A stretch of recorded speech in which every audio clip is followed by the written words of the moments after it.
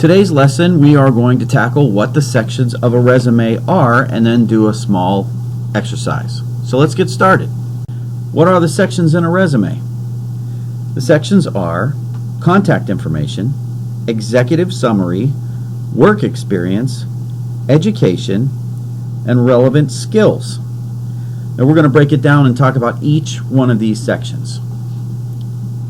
Our first section is our contact information. This is usually located in the header at the top of the page. You're going to want to put your name, your address, your phone number, and your email address. And when I say your name, I say at least your first name, your middle initial, and your last name. Okay? Now this may seem obvious, but often some candidates leave out a crucial part of their contact information. A tip for this section is to use a professional email address. You guys have heard me say this before. An email address based on your name is ideal, scott.davis@gmail, something like that. A casual or a fun email address might work well in your personal life, but it may not work well in your professional life. And there are many studies out there that point out the candidates being turned away because their email address is unprofessional. Okay, so here's just an example of a heading. You can see her name is in real big bold, and then it's like 12 font, and she's got her address, full address with her zip code. She's got her phone number and her email address. So let's continue on. So now we're going to talk about a new thing that we haven't talked about before, and that is the executive summary, or another phrase is career statement. And that just explains how you add value to the company. I'm going to read it here. An objective statement used to be a standard part of the resume, and you guys know we've worked on objective statements, and it still appears on some templates. It used to explain why the resume was being submitted, but nowadays, including an objective statement on your resume is a little bit outdated. So we've updated a little bit. So now we use an executive summary. Fantastic, right? Our next section is work experience. The work experience section of your resume is often the first thing that a hiring manager will look at on a resume. It's often thought of as the heart or the most important section of a resume. This section can also be called employment history or professional experience. Your past positions, if you've had any, should be listed in reverse chronological order. In other words, the most recent one first, then backwards. Some of you guys have had multiple jobs, some of you have only one, some of you have had none. So this is like any other section in a resume. If there's nothing in there that pertains to you, you just leave it off, okay? But if it does pertain to you and your work experience, you're going to want to list position, the company, the name of the company, where it's located or its address, when you started and when you stopped working there, and what your major responsibilities were. And on this slide right here, you can see an example of work experience. You can see she says she was a team member. She was at the Juice Club in San Jose, California from August 19th to right now, and it explains what she did. Then the next one down, she was a front of store attendant at Savers for All Retail Store. Shows where it's at and the date she was there and explains what her job was.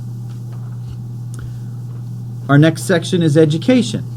If you have no work experience, your education will be the most important section in your resume, and this is going to apply to a lot of you. Although you may not have work experience, professional skills that you've developed while in school. Oh, school doesn't pay me anything. Here it is.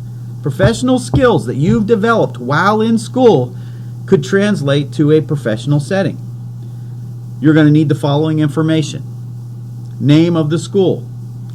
The degree that you have, if you completed it. So this would be maybe like college. Your GPA, grade point average, if it's above 3.5. If it's below 3.5, just leave it off.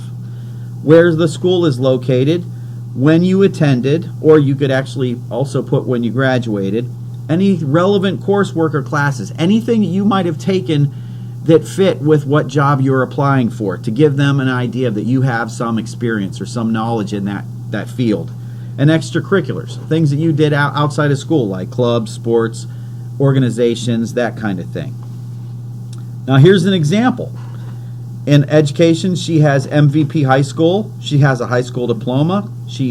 It was located in Mountain View, California. There's the dates and then some things that she did. Hospitality, graphic design, that kind of stuff. Your last section is relevant skills. Having a skills section makes sense because it shows a hiring manager what skills you can bring to the company. The skills section of a resume can include both hard skills and soft skills, and we have talked about those. If you guys don't remember anything about that, let me know and I'll put a lesson together. Hard skills are specific, teachable skills such as being a Spanish speaker, knowledge of Adobe Photoshop or accounting. Soft skills are skills related to your personality, such as being punctual, adaptable, and or honest. And I've got a little section here to show you relevant skills. She's a Spanish speaker, she's punctual, she's a team player, and she's honest. Now here is some optional stuff. Awards and honors, volunteer work and affiliations. In other words, if you volunteered for the Red Cross, that would be volunteer. The affiliation would be Red Cross. And then your references. And we will get more into the references as we get farther into this. This is just kind of a brief overview of the entire thing. Now there are going to be 2 assignments attached to this. Both of them are going to have some stuff that you have to fill out. One is going to pertain to this, and then the other one is going to be a resume that I'm going to give you, and you're going to look for mistakes and tell me what the mistakes are. So good luck, have fun, and I will talk to you again tomorrow. Take care.